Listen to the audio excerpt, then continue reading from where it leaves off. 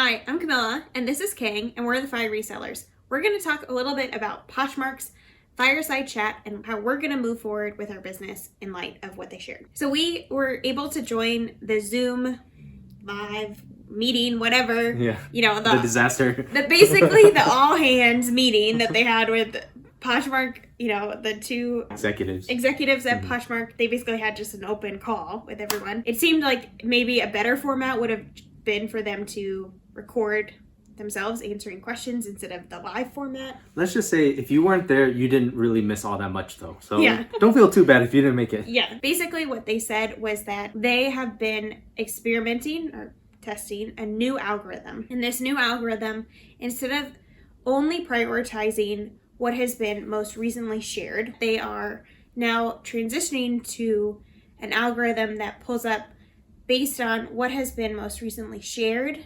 and based on those keywords and attributes within a listing. A lot of sellers have been seeing this in terms of a decrease in their number of sales. So basically what they said is that they had been doing A/B testing. So some sellers and buyers were given this new algorithm, and then other sellers and buyers were not given this new algorithm to have a kind of a control group. I heard someone make a comment saying, it would be nice if Poshmark had given people the option to say, like, we're testing a new algorithm. Do you want to be a part of it or do you not want to be a part of it? And another thing that they said on the call was, according to their data, sales have gone up with the new algorithm, their new algorithm that they had, that listing views went up, sales went up, and that more sellers got sales. The biggest takeaway from what those three things that they shared in terms of the data was that more sellers got sales. Mm-hmm. And that was something that people seemed to notice when they would search on Poshmark, and it seemed like there would be listings that would be from casual sellers that hadn't shared in a long time. And it seemed like those people were making sales. And from my own personal experience, I feel like I know so many people in my own personal life who are casual sellers on Poshmark, who say, when I tell them I sell, clothes on sites like eBay and Poshmark, they say, I tried to sell my clothes on Poshmark and I never got any sales. And I don't really understand how it works. I don't really understand, how to do it and how people make money there. I think what they're trying to do with this algorithm is to make people like that who have, maybe 10 things in their closet, to make it more user-friendly for them so that they are making those sales and so that they aren't, telling me, a high volume seller on Poshmark, they don't understand how it works and they never make any sales. But that they have this experience of making sales on Poshmark, and then I think Poshmark's goal for that is for them to think, I want to sell more on this. Maybe I could get more things on here and make more sales. Maybe buy more things on this website because now I have money in my little balance on Poshmark. And look, here's a cute Madewell top that I want to get. And so then Poshmark gets two transactions instead of just one. To me, how I think about it is that there are power sellers on one end, and then there are a bunch of medium-sized sellers, and then there are a few small sellers. And what they're doing is basically flattening the curve. They're spreading the wealth in a way where they are trying to get more sales from the people who don't sell as much. And essentially, they are trying to get them to be more active. And it's kind of like pushing a psychological thing where they feel good about building a business. They continue to shop and sell. The more that they get involved in the community, the more they are willing to spend time on it, spend money on it, spread the word, all of that. So you have to consider the mentality that Poshmark has with regard to their platform. They want people active. They want people sharing. They want people just in the system. To me, that parallels kind of like the Apple ecosystem, where when you have an Apple iPhone, you have a Mac, where they want you to have the AirPods that seamlessly connect to the iPhone. All of these things are part of an ecosystem where they keep you in that ecosystem. They don't want you to go to eBay. They don't want you to go anywhere else but shop on Poshmark. And so you take it from that mentality, it makes sense, right? I think that psychological factor of making people feel good about some of these lower dollar sales, or the new people who are, trying to compete with some really good sellers, like the people who deal in volume, the most experienced people, they are like titans in the Poshmark community. Everyone knows them. They do videos, they do Instagram posts about all of their sales on Poshmark. Those people are sometimes difficult to compete against. If you're just someone new, they probably just want to lower that barrier so that it feels good to then continue to be in this ecosystem of Poshmark, because you have to consider all these parties that they're trying to do, right? These posh parties and, you know, closet clear outs. They're trying to encourage more and more activity. And so you do want to think about what they're trying to achieve as a baseline, as a foundation, so that they can try to work on like a long-term growth. And we have no reason to not believe them, right? They literally put themselves out there and said, we're gonna go on a call, we're gonna answer a few questions. They totally did not do a great job, let's be honest. They did not do a great job. Big time. Could have done so many different things differently. Why would they do that and intentionally fail? They did not want to intentionally fail, right? So you have to think about the data that they presented, the things that they talk about are going to try to move their company forward, right? This is a publicly traded company. At the end of the day, I think we should take away the Fireside Chat did not go well, but you have to take it at face value, where the things that they presented are their truths, where they really feel like if these things are going well, they're going to continue to do it until otherwise the data proves them wrong. And so we have no reason to not believe them. If this didn't work, if this algorithm didn't produce more sales for them, it's not like it's making them more money. If it was like, let's say some people were saying, you know, it just can't be true that this new algorithm actually makes more sales because my sales are down and everyone I talk to, their sales are down too. Right.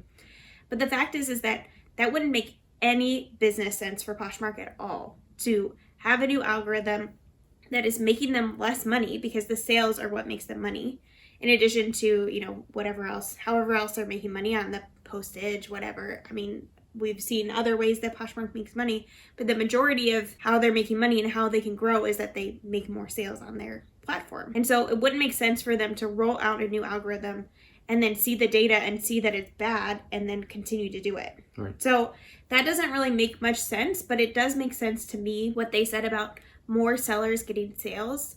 And the reason that within the Poshmark community, people who have, like us, we have, I don't know, close to 1,000 close items. to 1,000 items in our closet, that we would be seeing fewer sales if it means that, you know, 10 people, 10 casual sellers who have maybe 10 things in their closet, each got one more sale in the same day that we might have gotten 10 sales and we got 0. Right. You know, so to me that makes sense. And it seems like Poshmark has this idea of, if you're a new seller, you're a casual seller, you're just starting out, you basically get kind of love bombed on the app, you know? So you get all these new followers, it feels really good, people are sharing your stuff, you're making sales, like all this stuff, and it makes you commit to this platform. It makes you feel like all these good things are happening, you know, and, you know, I want to be a part of this and I want to do more with this. And so you go from being a casual seller into being more of a power seller, where you have 100 items in your closet or whatnot. And you're committed to this company and you feel a sense of loyalty to it. You feel a sense of trust with this company. And it's kind of the same thing, like, I think that Poshmark has a lot of elements that are like MLM sort of elements. So, you know, these parties and these, you know, all these things where it's kind of like, it's like the MLM without the pyramid. You know, like you don't really get anything for recruit. I mean, you get $10 or something for recruiting, but it doesn't like keep going up the ladder. You know what I mean? They just want to indoctrinate people. And the easiest way to do that is to get the newest people who have never done this to be more invested. To us, that makes sense, what they're trying to do as a business. It doesn't make sense to power sellers because to us, it feels like, why are they not taking care of the people who are making them the most amount of money, who are consistent with it? Well, they're probably looking much further ahead than we are. When you are talking about a company who has put millions of dollars into going public and trying to create a business that is a long-term deal, they're not talking about 1 year, 2 years. They're talking about 5, 10, 15. They need to be able to sustain what they're doing. The thing that I would like to know, you know, I love seeing the data and all of that. I would love to know what percentage of users on Poshmark have a closet of 500 listings or active listings or more. That would be good. What percentage of, you know, users on Poshmark have a closet from 100 to 500? What percentage of users have a closet from 1 to 100? And I think that kind of data would give us a good insight into why they're doing this, However, as a person who has a large closet, I also kind of feel like they could do both at the same time. They could support new sellers while also supporting sellers that have large closets and sellers that are making a good amount of sales on their platform. And I think, there are many ways that they can do this. Other people have come up with great ideas for Poshmark for how they could support these high volume sellers. They have a whole company. They could have, multiple things going on at once. Yeah. They could be helping multiple, Groups of people. Yeah. That's the hard part about this fireside chat and like their unpreparedness, because to me, it felt like I'm coming into this meeting. This is a business meeting for me. This is my business. To kind of have it be like, I don't know, that they weren't ready for the questions. Unprepared. That people had submitted. They ended up only going 20 minutes because they got overwhelmed, which, I mean, the chat was going very, very fast. And I don't think that I could have, yeah, there was a lot of negativity.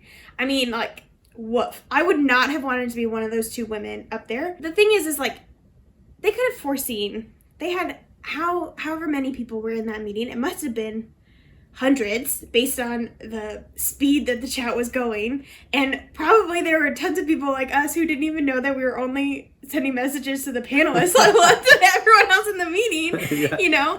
So I just feel like they should have been, more prepared or more ready to answer kind of the questions that people were wondering, and to realize that the people that were in that meeting are committed resellers. Most of the people who were in that meeting were there because this is part of their livelihood in some way. And so to take us seriously in that moment, rather than to just kind of give us general things, they did, give us some information about the algorithm, how they were doing it and all of that. And that was great. But I do wish that there had been a little bit more mutuality, I guess. They had mentioned that their data on Google Analytics showed that people who had white backgrounds had pretty good results on Google search. As you might know, as a seller, you sometimes get guests with a string of numbers who buy things. Those are usually directly from Google, and so they do have a pretty good thing going on there where, sometimes randomly you get sales that are just out of nowhere from guests, which is great.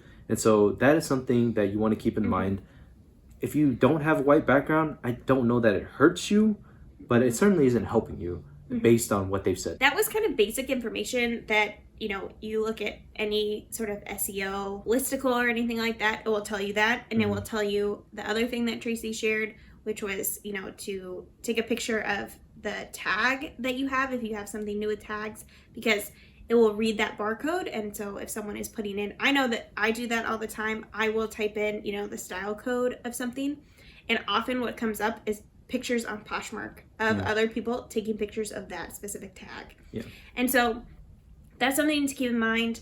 There were some rumors going around, swirling, that Poshmark had stopped paying as much for us to, rank on Google. And they basically said, we pay, we're investing just as much as we have been. We just have their word to take on that. And so I would say that that's probably true. It just might be that Google is changing. What they said is that they think that Google may be changing the way that their algorithm works, which in that case, then Poshmark needs to adapt. And, same way that they are asking us to adapt to a new algorithm, they need to adapt to Google's new algorithm so that our sales rank. So just to wrap up these two things really quickly, Google likes when you have a white background. It just makes it a lot more uniform, and as the shopping on Google is displayed, it just likes the white background. And then the second thing that Camilla mentioned is called optical character recognition, where it basically is scanning those tags. It knows to read those tags, and as people are searching on Google, it'll give it to them. When they're searching it up, it'll often take a Poshmark listing and it'll display that Poshmark listing. It makes it a lot easier for guests to come and find it. Or for me as a seller to find the exact style name of whatever I'm looking for. It helps there too. Those are some of the things that they shared about the Google algorithm and things like that. They also talked a little bit about, that they think that purchasing habits of buyers are changing right now. And, I just saw today that Amazon, their stock is down. Their stock was down 12%. This was like their first quarter in a very long time where things were just not going well. There is something to be said about that, right? If the biggest e-commerce website is down, then it is surely affecting Poshmark in some way. Yes, that sounds like an excuse from Poshmark, and I think honestly it is a little bit of an excuse from Poshmark to say like just don't worry about it, like things are changing. But the fact is that things really are changing, and that people are changing what they're doing right now, and that for the past few years we've been in kind of a weird spot where people were at home, they were buying online versus going out to the store and trying things on and all of that. So regardless of what is happening like outside in the world, things are opening up, all of that, the main thing that we're going to do in terms of our business is continue to rely on the current data. Whenever we're listing something, we are looking at what is the most current comparables to this item before we even buy it. We're looking at that, and we're looking at, is it currently selling within the last 90 days? Is this item selling, or is more of it listed and just sitting there? Yeah, and when we're about to list it, that informs the price that we're going to use. Exactly. And so for us, that means that we're kind of staying current and not, just relying on our memory of how things were and our memory of, oh, well, the last time I sold a J. Crew skirt, it sold for $25, so I'm going to list this one at $25. That's not necessarily true anymore. Things change, trends change, all of that. To make sure that our business is responding to the current situation, that's kind of how we're going to move forward. I think in terms of Poshmark, another thing that they shared is that this algorithm is focused on sharing the most recent activity on a listing, keywords, and attributes. What I think they mean by attributes is those drop-down menus and things. And so for me, what I'm going to change based on that meeting is that I was not using keywords. Where you can, on your listing, where you can put I forget what they're called. I think they have it labeled keywords. Like you can say, bohemian, you can say like spring or something. I don't know what they all are. But bohemian, floral, that sort of thing. And have these keywords, and you can have up to 3. And I hadn't been putting those in because I'm a lazy bum, basically. I just want to move as quickly as possible. When I'm cross-listing, I'm trying to, move it along, people. For me to stop and to actually put those in, I wonder if that would make a difference in my sales, because that is one of those attributes that might be coming up. Like if someone searches floral dress, even though I have it in my title and my description, if I have it in those keywords, does that mean it's going to come up further in the search than otherwise? So that's one kind of tangible thing that I'm taking away from that. Yeah, it's better to have more than less in this situation when you're trying to spur more activity. Exactly. So, and making sure all of my attributes are, filled out correctly, that I'm not, moving so quickly that I'm misspelling brands or something, so it's not going under the wrong brand or things like that. That definitely happens to me. I am trying, with my listings, I'm trying to move as quickly as possible because time is money, that sort of thing. So really making sure that I am moving as quickly as possible, but not letting the quality of my listings go down in the meantime. So the bottom line is, don't stop sharing. That's still a major factor in what is ranking. You really want to focus on your listing to make sure that, thinking about what buyers are searching for, what keywords they're using, to make sure that your descriptions are well filled out. That is something I also struggle with, but I will be trying to work harder on that and filling in those keywords, making sure that all of the attributes, all of those drop-down menus are filled out, and making sure that, my listings are, high quality pictures and all of that. It's a combination of all of those things. And I think that that's something as resellers, we already kind of know to be doing, like it's kind of basic advice. But the fact is that, at least me personally, I needed to be reminded. So as they were wrapping up, they were talking about look out for change, be ready for it. And it's like, great, thanks. I think that was like not the moment to say this. Like people, I think, are really struggling with this algorithm change on Poshmark, really struggling with slow sales, because it's not just like fun and games for people. This is, how people are making money. For many people, this is how they're supporting their family. That is a really difficult piece of this, where it's nice to say, yeah, be flexible, but the fact is that, for many people, our life circumstances doesn't allow us to be flexible in that way, and that it might take time for us to adjust our business, to adjust the way that we're doing things, and it's not like we can see behind the curtain of what is going on. And I think that a lot of people came into this meeting hoping that we would get some, real tangible things to implement into our business, to say, okay, we should be changing the way that we're doing the titles. Previously, Poshmark was really simple. The way that they had their algorithm, it was you share regularly, and whoever is the last shared, that's the person who's going to be at the top. That's a really easy kind of black and white, like, okay, either I am the last shared or I'm not. And now it's kind of shrouded in mystery of it's sharing, but it's also keywords and attributes. And so now it's this enigma that we don't know how to crack. And it was nice when it was kind of straightforward and you could either meet those things or you didn't, and you were, 10th in the search results or whatever it is. I think that that's really difficult as business owners, because it's like, well, just tell me what the rules are and I'll follow the rules. Many people went into this fireside chat hoping that was what this meeting was about, but really it was just to tell us that the algorithm had changed, and we're like, yeah, we know the algorithm has changed. Like, we can see it. We are searching for it. As a buyer, as a seller, it's really difficult. I just want to say, like, we feel that. We understand that. And so it's just a hard moment to be in as a business owner.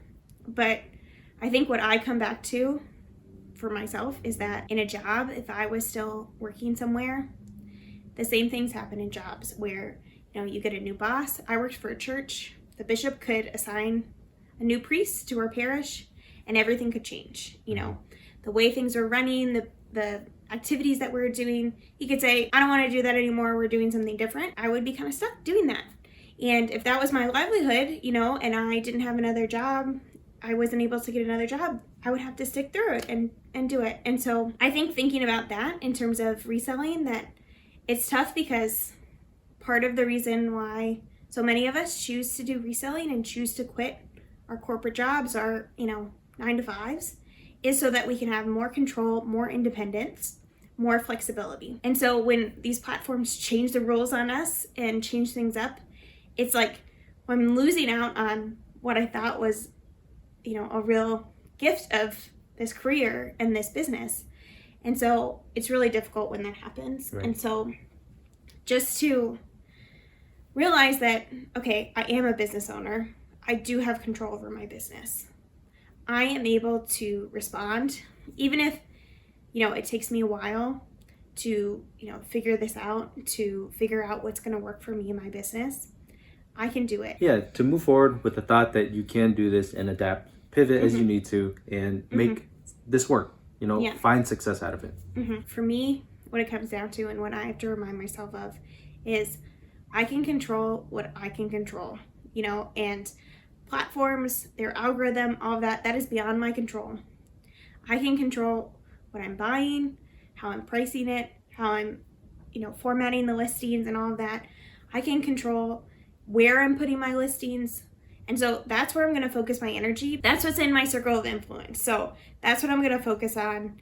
And I'm going to find ways to either expand that or, strengthen all those elements. And that's the way that I'm going to move forward. A small plug for ourselves is that if you want to look at how we do our titles, Camilla created a video of just the SEO optimized way of creating titles, just a listing on Poshmark. If you want to check that out, we'll put that in the corner. The funny thing about how we started out is that we did start on Poshmark, and then we quickly migrated to cross-listing on eBay, and then we even started doing 2 other platforms. And so we want to encourage you that regardless of what Poshmark is doing, you still have the power to do more on different platforms, because you can learn how to ship on eBay and save money while doing it, because the platform fees are lower on eBay. And so that was the main reason why we switched to eBay. We took the money that we're going to save and just learned. It's the cost of education. And so it's definitely well worth it. If you do $10,000, $20,000, up to $100,000 in the lifetime of many years to come, you will be saving a ton of money on fees. When it comes to Poshmark, 20%, eBay average 15 or so percent is what we do. That's a lot of money in the long span of time.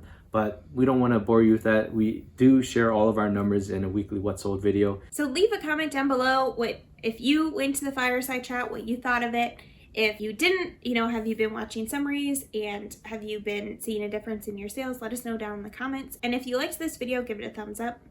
That tells YouTube that you should show it to more people. And if you aren't subscribed, consider subscribing. We sell, on Poshmark, but we also mostly sell on eBay and Facebook Marketplace, and Mercari. So if you are interested in just learning more about reselling or really just following along with our journey, because it's not like we're experts, we're definitely not. We just like sharing, kind of what's going on in our business, how we're approaching things and all of that.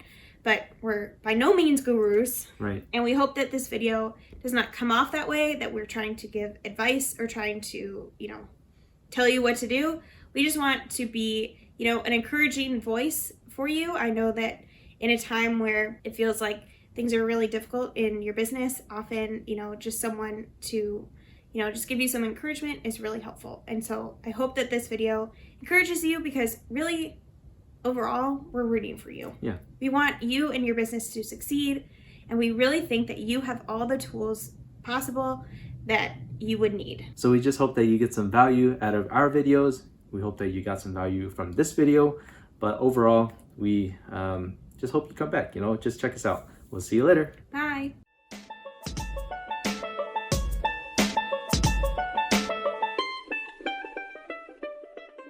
For us, we maybe were in the control group because honestly, we haven't seen that much of a difference in terms of our sales from week to week on Poshmark. However, coming from us, we are not majority Poshmark sellers. The majority of our business comes from eBay. Really, for us, it's not like we had super high sales on Poshmark previous to this algorithm. And so we're going from basically average Poshmark sales to more average Poshmark sales. Right. It's like saying 40% of all of our revenue came from Poshmark, and maybe it went down to like 35. Even if it was something that went downward, it was not substantial. And so, it's one of those things where we maybe were part of the control group. We might not have been. There's really no way for us to personally tell.